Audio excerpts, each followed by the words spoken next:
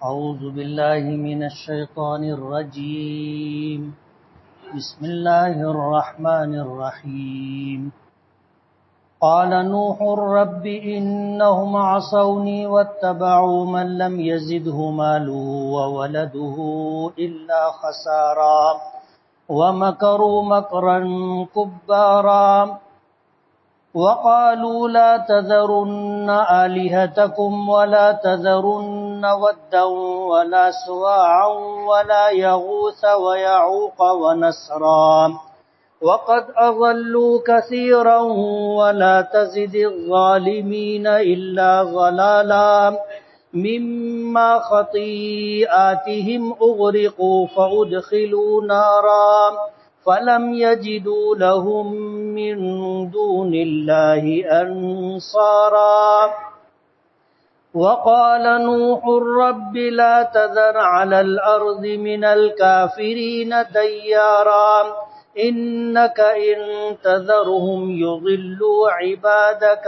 ولا يلدوا إلا فاجرا كفارا رب اغفر لي ولوالدي ولمن دخل بيتي مؤمنا وللمؤمنين والمؤمنات ولا تزد الظالمين إلا تبارا.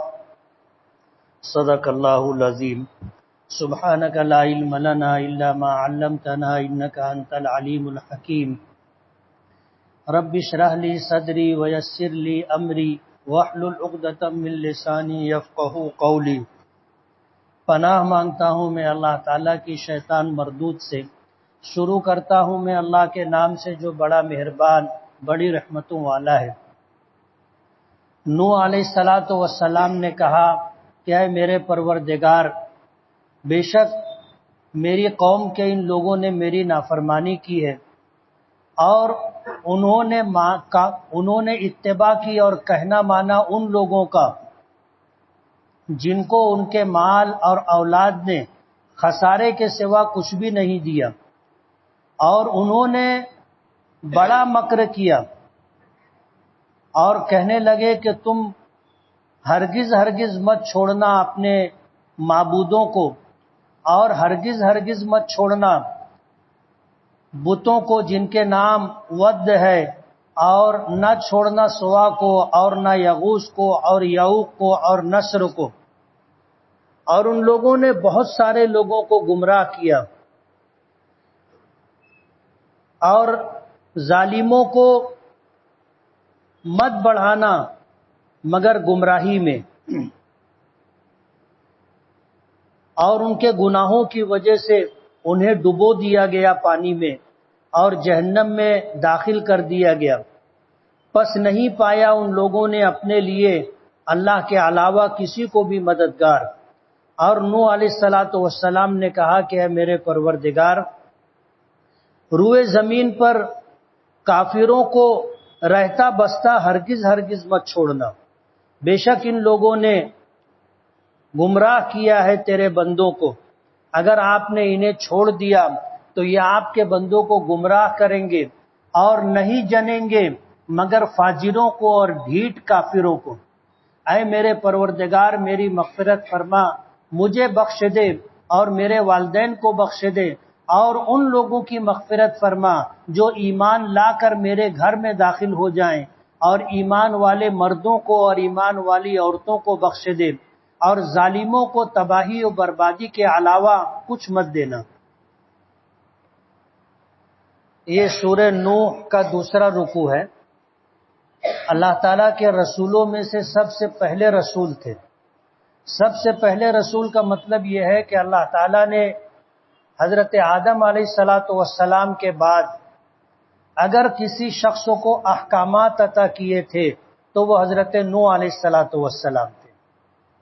نوح علیہ السلام سے پہلے حضرت آدم علیہ السلام اور ان کے بعد کئی نبی آئے.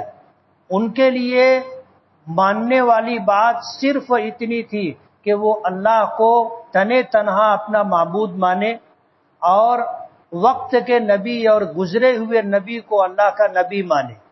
احکامات نہیں آئے تھے، صرف یہ بات تھی کہ اللہ اس کے رسولوں کو مانے، اللہ کو تنہا معبود مانے، اور انبیاء کرام علیہم الصلاۃ والسلام کی نبوت کی تصدیق کریں۔ نوح علیہ الصلاۃ والسلام کے زمانے سے احکامات آئے، جیسے ہم پر بھی احکامات ہے کہ 5 وقت کی نماز پڑھیں، رمضان کے روزے رکھیں، زکوٰۃ ادا کریں، حج کریں، اور بے شمار احکامات ہیں چھوٹے بڑے جو ہماری پوری زندگی کو گھیرے ہوئے۔ ہم زندگی کے کسی موڑ پر کہیں بھی ایسے نہیں ہے کہ ہمیں اللہ اس کے رسول کی طرف سے رہنمائی عطا نہ کی گئی ہو۔ ظاہر بات ہے کرنا تو ہے، جیسے کھانا ہے تو بغیر کھائے تو زندگی نہیں ہے، کاروبار کرنا ہے بغیر کاروبار کرے گزارا نہیں ہے، نکاح تو کرنا ہے، نکاح کیے بغیر گزر بسر نہیں ہے، اولاد ہو تو اولاد کو کیا دینا ہے، دینا ہی ہے، کیا دینا ہے ہمیں اللہ نے بتایا ہے۔ تو کھانے میں، پینے میں، رہنے میں، زندگی گزارنے میں اور تعلقات میں جن جن لوگوں سے ہمارے تعلقات ہیں ان تعلقات کو تو انجام دینا ہے، بغیر اس کے چارہ نہیں ہے۔ صرف ہمیں یہ بتایا گیا ہے کہ کھانا ہے تو کیسے کھانا ہے، کیا کھانا ہے، کاروبار کرنا ہے تو کیسے کرنا ہے، احکامات دیے، تعلقات نبھانا ہے تو کیسے نبھانا ہے، سونا ہے تو کیسے سونا ہے، یہ احکامات ہمیں دیے گئے۔ اور زندگی گزارنے کے لیے جو احکامات دیے گئے ہیں اس میں سب سے بہتر طریقہ ہمیں دیا گیا ہے۔ اگر اللہ اس کے رسول کی طرف سے ہمیں رہنے سہنے میں اور زندگی گزارنے میں احکامات جو دیے گئے ہیں اس سے ہٹ کر کے اگر کوئی طریقہ ہم اختیار کرتے ہیں تو وہ ہمارے لیے یقیناً نقصان دہ۔ اس پر ہمیں یقین اور بھروسہ رکھنا چاہیے۔ بہت آسان ہے، دین مشکل نہیں ہے۔ نبی کریم صلی اللہ علیہ وسلم نے فرمایا ان الدین یسر، دین آسان ہے، دین آسان ہے۔ جیسے کھانا ہے تو کھانے کا جو طریقہ ہمیں شریعت سے ملا ہے، دین سے ملا ہے، اس سے بہتر طریقہ نہیں ہو سکتا کہ ہاتھ دھو کر کے کھائیں، دسترخوان بچھا کر کے کھائیں، اللہ کا نام لے کر کے کھائیں، پلیٹ میں اپنے آگے سے کھائیں، مل جل کر کے کھائیں، اور کھاتے ہوئے اپنے دوسرے ساتھیوں کا خیال رکھیں۔ اس سے اچھا طریقہ کیا ہو سکتا ہے؟ تو دین بہت آسان، اور حضور نے فرمایا وَلَن يُشَادَّ الدِّينَ أَحَدٌ إِلَّا غَلَبَهُ، دین کے معاملے میں اگر کوئی اپنی طرف سے سختی پیدا کرے گا، شدت کا راستہ اختیار کرے گا تو تھک جائے گا، ہار جائے گا، اور اسے واپس اللہ اس کے رسول کے طریقے کی طرف آنا پڑے گا۔ تو نوح علیہ الصلاۃ والسلام کے زمانے سے احکامات آئے۔ نوح علیہ الصلاۃ والسلام کو اللہ پاک نے لمبی زندگی دی تھی، 950 سال تک نوح علیہ الصلاۃ والسلام نے اپنی قوم میں تبلیغ کی، ان کو سمجھایا، اللہ اس کے رسول کی طرف آنے کی دعوت دی، ایمان کی دعوت دی، اللہ کے احکامات ان کے سامنے رکھے، لیکن قوم بڑی اڑیل تھی، بڑی اڑیل تھی۔ نوح علیہ الصلاۃ والسلام 950 سال تک محنت کرتے رہے، 70-72 لوگوں نے ایمان قبول کیا تھا بس، اس سے زیادہ لوگوں نے ایمان قبول نہیں کیا تھا۔ اور پھر وہ وقت بھی آیا کہ بذریعہ وحی نوح علیہ الصلاۃ والسلام کو یہ خبر دے دی گئی کہ اب جو لوگ ہیں ان میں سے کوئی ایمان نہیں لائے گا۔ ظاہر بات ہے اللہ ما کان ما یکون کا علم رکھتا ہے کہ پیچھے جو گزر چکا اللہ کو اس کا بھی علم ہے، اور آگے کیا ہوگا قیامت تک اور قیامت کے بعد سب کا علم اللہ پاک کو ہے۔ تو سورہ ہود میں اللہ پاک نے حضرت نوح علیہ الصلاۃ والسلام کو خبر دے دی کہ اب جو بقیہ لوگ ہیں ان میں سے کوئی ایمان نہیں لائے گا۔ اور نوح علیہ الصلاۃ والسلام کا تجربہ بھی تھا، کوئی 150 سال کی بات نہیں، 950 سال کی بات ہے۔ ہم تو کسی کے پیچھے محنت کرتے ہیں 15-20 دن محنت کیے، مہینہ بھر محنت کیے اور ہمیں سمجھ میں آ جاتا ہے کہ اب یہ مانے گا کہ نہیں مانے گا. لوگ تو اس سے جلدی فیصلہ کر لیتے نا. بولے صبح بھی سمجھایا، شام میں بھی سمجھایا، وہ ماننے اڑنے والا نہیں ہے. آدمی فیصلہ کر لیتا ہے. نوح علیہ الصلوۃ والسلام نے 950 سال تک قوم پر محنت کی، اور جب بذریعہ وحی آپ کو بتا دیا گیا اور آپ کا تجربہ بھی یہ رہا کہ اب یہ قوم ماننے والی نہیں ہے اور انہوں نے حد کر دی، نوح علیہ الصلوۃ والسلام کو قتل کرنے کی کوشش کی. ان کی قوم کے جو رؤسا تھے، مالدار تھے اور اپنی اولادوں پر، اپنے مالوں پر، جائیدادوں پر گھمنڈ کیا کرتے تھے، قوم جن کی اتباع کیا کرتی تھی، قوم جن کی بات مانا کرتی تھی، ان تمام لوگوں نے اپنی قوم کو اپنے بس میں کر کے رکھا تھا اور نوح علیہ الصلوۃ والسلام کے خلاف پوری قوم کو کھڑا کر رکھا تھا. نوح علیہ الصلوۃ والسلام نے اللہ کی بارگاہ میں پھر فریاد کی، بددعا کی. قال نوح الرب انہم عصونی، حالات ذکر کیے کہ اے میرے پروردگار، میری یہ قوم میری بات ماننے والی نہیں ہے، میری نافرمانی کر رہی ہے. واتبعوا، اور یہ ان کا کہنا مان رہی ہے جن کو ان کے مال اور ان کی اولاد نے سوائے نقصان پہنچانے کے کوئی دوسری چیز نہیں دی. وَمَكَرُوا مَكْرًا كُبَّارًا، اور ان لوگوں نے بڑا داؤں پیچ کیا، بڑا مکر کیا، بڑے فریب سے کام لیا. وَقَالُوا، اور ان کی قوم کے بڑے لوگوں نے اپنی قوم سے کہا کہ تم اپنے معبودوں کو چھوڑنا مت، جن بتوں کی اور اللہ کے علاوہ جن کی پوجا اور پرستش کر رہے ہو کرتے رہنا. نوح علیہ الصلوۃ والسلام کی بات مان کر کے ان کی عبادت اور پرستش چھوڑنا مت.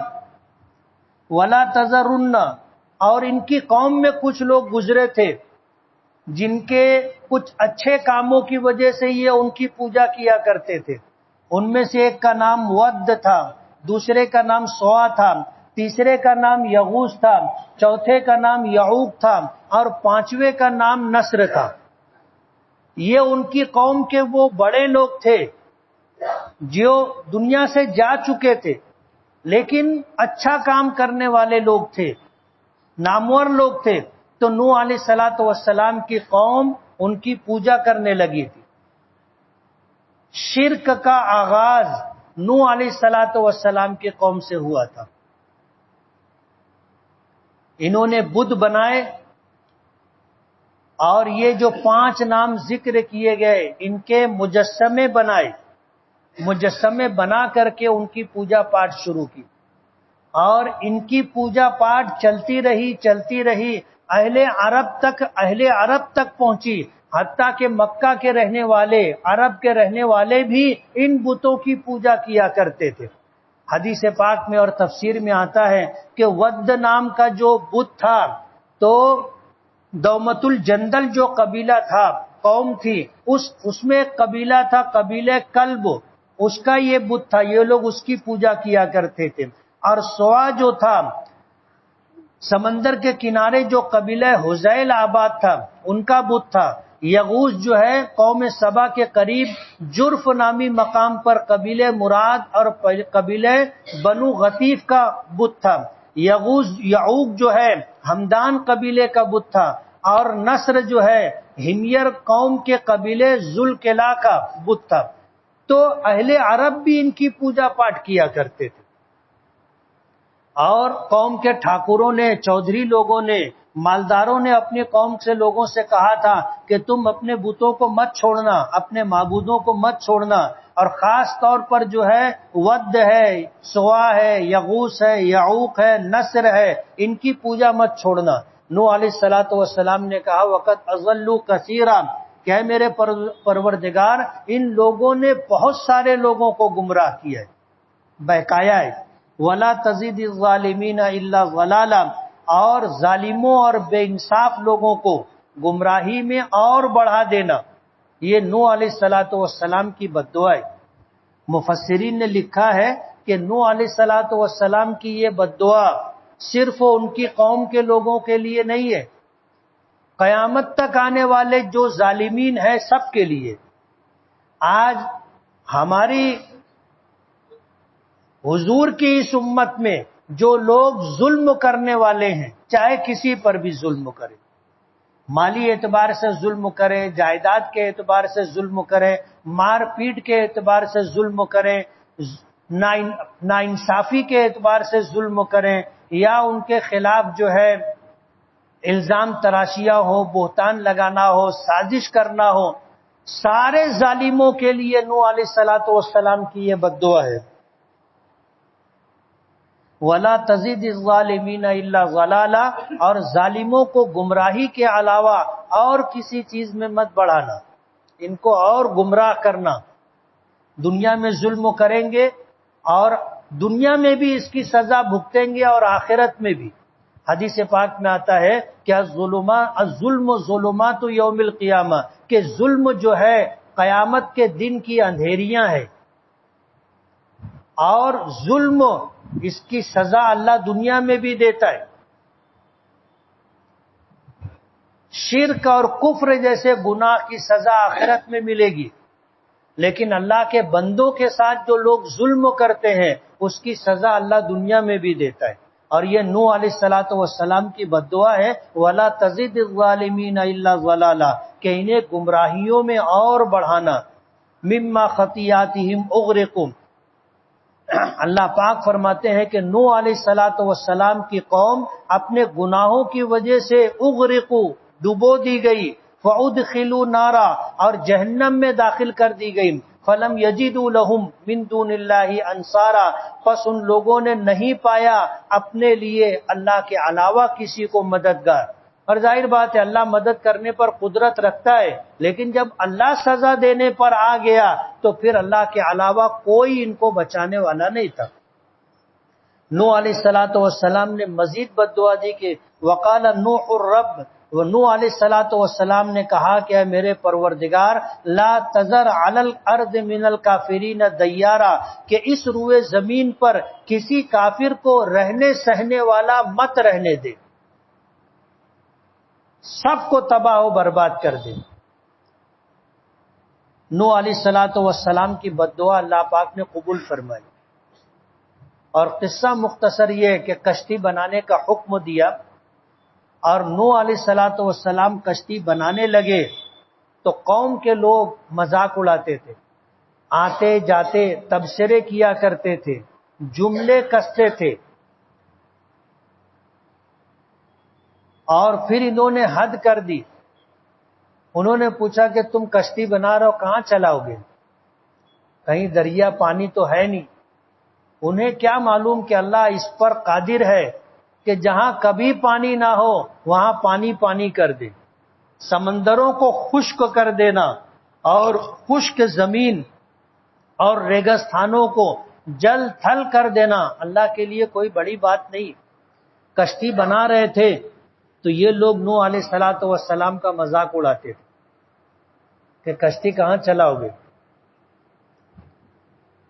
بعض کتابوں میں لکھا ہے کہ انہوں نے جہاں نوح علیہ الصلوۃ والسلام کے خلاف ہر طرح کا حربہ استعمال کیا، قتل کرنے کی سازش کی، تکلیف دینے میں پیچھے نہیں رہے، جب کشتی بن کر کے تیار ہو گئی تو کشتی میں آ کر کے ہگنا شروع کر دیا۔ مت ماری جاتی ہے تو ایسا ہی ہوتا ہے کہ آدمی کتنی نیچے تک گر جائے گا اس کے بارے میں سوچا بھی نہیں جا سکتا۔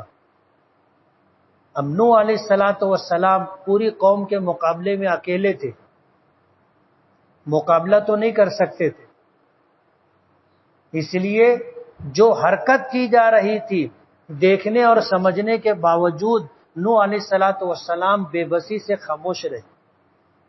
اللہ نے کشتی صاف کروانے کا فیصلہ کیا اور قوم میں خارش کی بیماری ڈال دی۔ اب قوم کا کوئی شخص ایسا نہیں بچا جس کو خارش نہ ہو، اور یہ بیماری بڑھتی رہی، اتنی بڑھی کہ قوم خارش سے پریشان ہو گئی، کھجلی سے پریشان ہو گئی۔ اور کوئی دوا کارگر نہیں ہوئی، کوئی دوا کارگر نہیں۔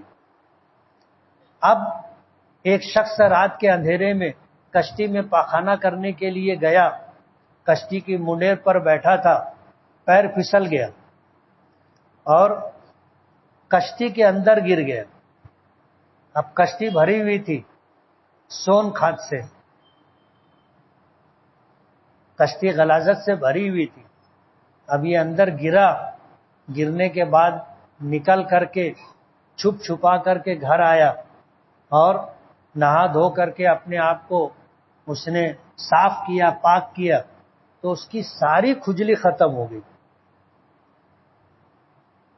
اب گھر کے لوگ پوچھنے لگے کہ تم کیا لگائے، تم کیا کھائے؟ تب یہ کسی کو بتا نہیں رہا تھا، لیکن ظاہر بات ہے گھر والوں نے پوچھنا شروع کیا، باہر والوں نے پوچھنا شروع کیا، تنگ کر ڈالا، تو مجبوراً اس کو بتانا پڑا کہ میں کچھ کھایا ہوا نہیں، میرے ساتھ ایک حادثہ ہو گیا، اور حادثہ یہ ہوا کہ میں گیا تھا کشتی میں ہگنے، منڈیر پر بیٹھا تھا کشتی کے کنارے، کشتی کے اندر گر گیا، تو جو غلاظت تھی وہ میرے پورے جسم میں بھر گئی، اس کی وجہ سے میری یہ کھجلی اچھی ہو گئی۔ اب لوگوں نے تو دیکھا تھا کہ کھجلی ختم ہو گئی، دکھ کر کے آ رہا تھا۔ اب کچھ سر پھرے لوگوں نے کہا کہ اندھیرے میں تجربہ کرنا چاہیے۔ پہلے تو لوگوں نے چھپ چھپا کر کے جا کر کے تھوڑا بہت لا کر کے لگا کر کے دیکھا، پہلے پیر میں لگایا، اچھا ہو گیا، تو پھر معاملہ اوپر بڑھا، چہرے اور سر تک آ گیا۔ اب یہ چیز پوری قوم میں لوگوں کو معلوم ہو گئی کہ یہ علاج ہے، تو لوگوں نے کشتی خالی کرنا شروع کر دی، کوئی بالٹی بھر کے لا رہا تو کوئی ہنڈا بھر کے لا رہا۔ لوگوں نے کشتی خالی کر دی۔ کتابوں میں آتا ہے کہ جب کشتی خالی ہو گئی اور قوم کی ضرورت پوری نہیں ہوئی تھی، تو پھر قوم کے لوگوں نے پانی ڈال کر کے دھو کر کے وہ جو دھون تھا وہ لالا کر کے لگانا شروع کیا، وہ بھی اچھے ہونے لگے، تو پوری کشتی کو دھو دھا کر کے ایک دم چکا چک کر دیا۔ یہ اللہ کی قدرت ہے، اللہ جس سے جو کام لینا چاہے لے لیتا ہے۔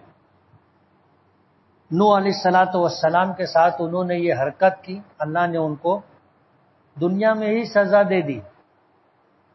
نوح علیہ الصلوۃ والسلام نے بددعا دی کہ روئے زمین پر کسی کافر کو رہنے سہنے والا مت چھوڑنا، انہیں سب کو تباہ و برباد کر دینا۔ ایک وقت آیا اللہ پاک کی طرف سے نوح علیہ الصلوۃ والسلام کو حکم ہوا کہ کشتی بناؤ، تو بنائی۔ پھر ایک وقت آیا کہ جتنے ایمان والے ہیں سب کو کشتی میں لے لو، اور جتنے جانور ہیں ان کا ایک ایک جوڑا لے لو۔ نوح علیہ الصلوۃ والسلام نے اللہ کے حکم کی تعمیل کی۔ جو ماننے والے لوگ تھے ان کو کہا کہ کشتی میں آ جاؤ، وہ ماننے والے لوگ تھے، وہ آ گئے کشتی میں۔ پھر اس کے بعد ہوا یہ کہ آسمان سے بارش کا سلسلہ شروع ہوا اور زمین سے پانی نکلنا شروع ہوا۔ سیلاب کیسے آتا ہے؟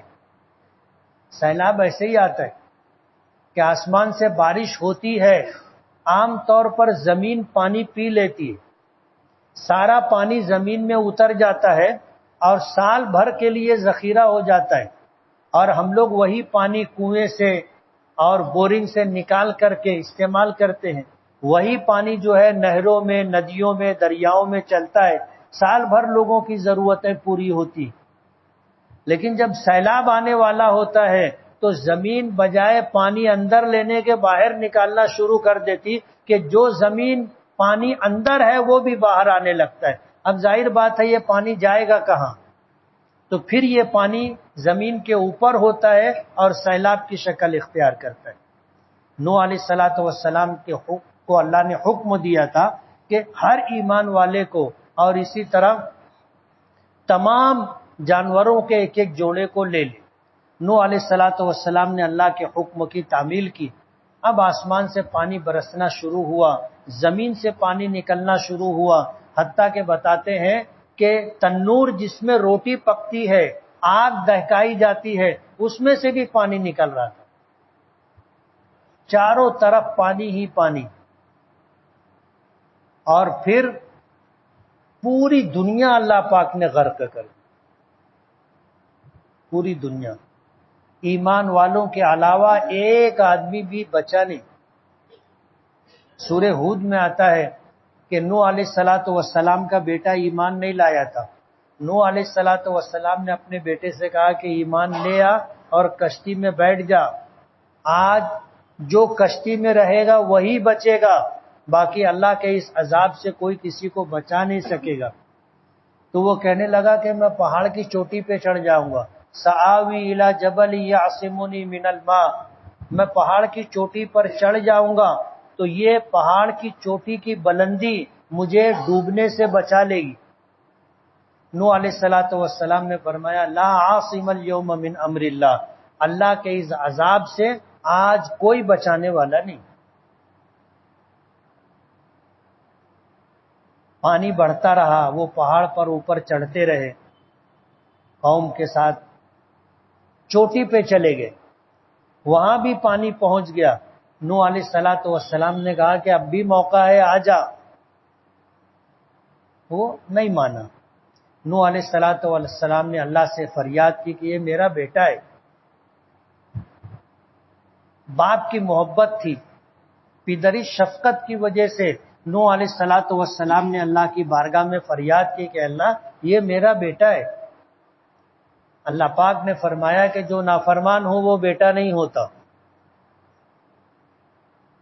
جو نافرمان ہو وہ بیٹا نہیں ہوتا، یہ تیرا بیٹا نہیں، نافرمان ہے۔ پھر ایک موج آئی جو باپ بیٹے کے درمیان حائل ہو گئی اور بیٹا بھی ڈوبنے والوں کے ساتھ ڈوب گیا۔ نوح علیہ الصلوۃ والسلام نے بد دعا کی تھی کہ رب لا تذر علی الارض من الکافرین دیارا، کہ کسی ایک کافر کو بھی زندہ مت چھوڑنا۔ اگر آپ نے ان کو چھوڑ دیا یضلوا عبادک، یہ آپ کے بندوں کو گمراہ کریں گے، ولا یلد الا فاجرا کفارا، اور نہیں جنیں گے مگر فاجروں کو اور ڈھیٹ کافروں کو، یعنی ان کی اولاد بھی ایمان نہیں لائے گی۔ اور دعا کی رب اغفر لی، کہ اللہ میری مغفرت فرما، ولی والدیہ، میرے ماں باپ کی بھی مغفرت فرما، ولمن دخل بیتی مؤمنا، اور جو میرے گھر میں ایمان لا کر کے داخل ہو جائے اس کی بھی مغفرت فرما، وللمؤمنین والمؤمنات، اور ایمان والے مردوں کی اور ایمان والی عورتوں کی مغفرت فرما۔ مفسرین نے لکھا ہے کہ جہاں کافروں کے لیے بد دعا کی تھی وہیں ایمان والوں کے لیے دعا بھی کی، اور اللہ نے قبول کی۔ کافروں کے حق میں بد دعا قبول کی، ایمان والوں کے حق میں نوح علیہ الصلوۃ والسلام کی دعا قبول کی۔ ولا تزید الظالمین الا تبارا، اور مت بڑھانا ظالموں کو مگر بربادی کے ساتھ۔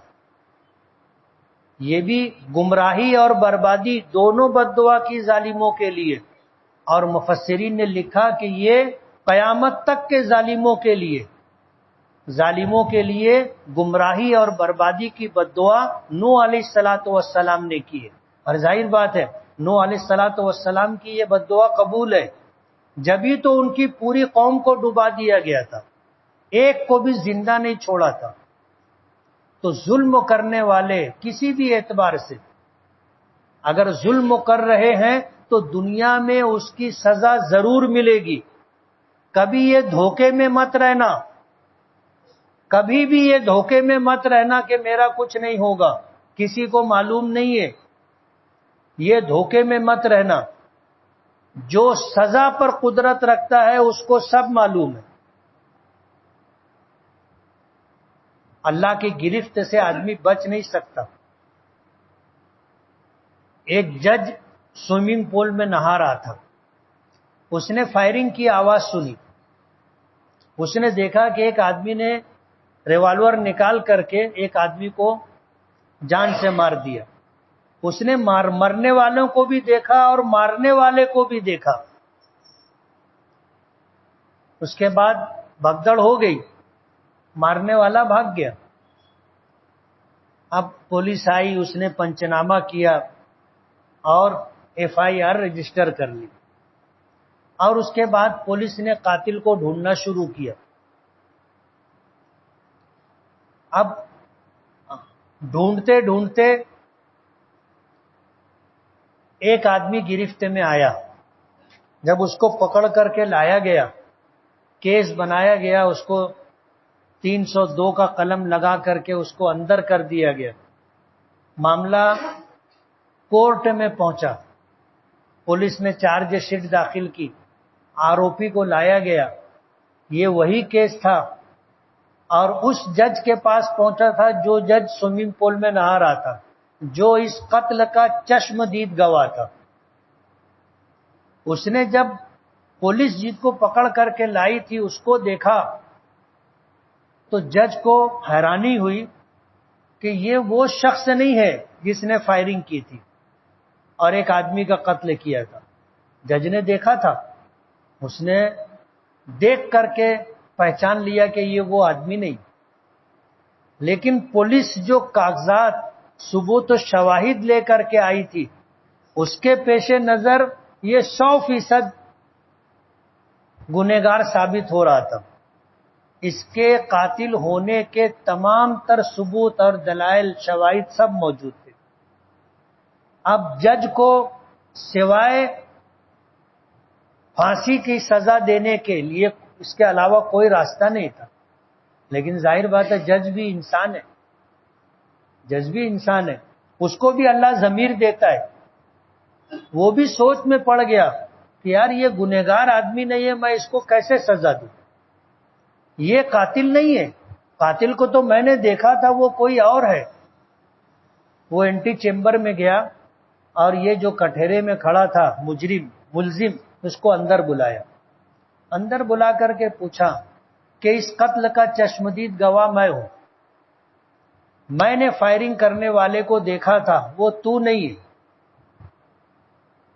وہ تو نہیں. لیکن پولیس تجھ کو گرفتار کر کے لائی ہے اور جو ثبوت و شواہد چارج شیٹ کے ذریعے اس نے کورٹ میں پیش کیے ہیں وہ اس بات کو ثابت کرتے ہیں کہ تو قاتل ہے. اور میرے سامنے تجھ کو پھانسی کی سزا دینے کے علاوہ کوئی دوسری سبیل نہیں ہے. تو مجھ کو یہ بتا کہ یہ سزا تجھ کو کیسے مل رہی. زندگی میں تو نے کبھی کسی کو قتل کیا ہے؟ زندگی میں کبھی کسی کو قتل کیا ہے؟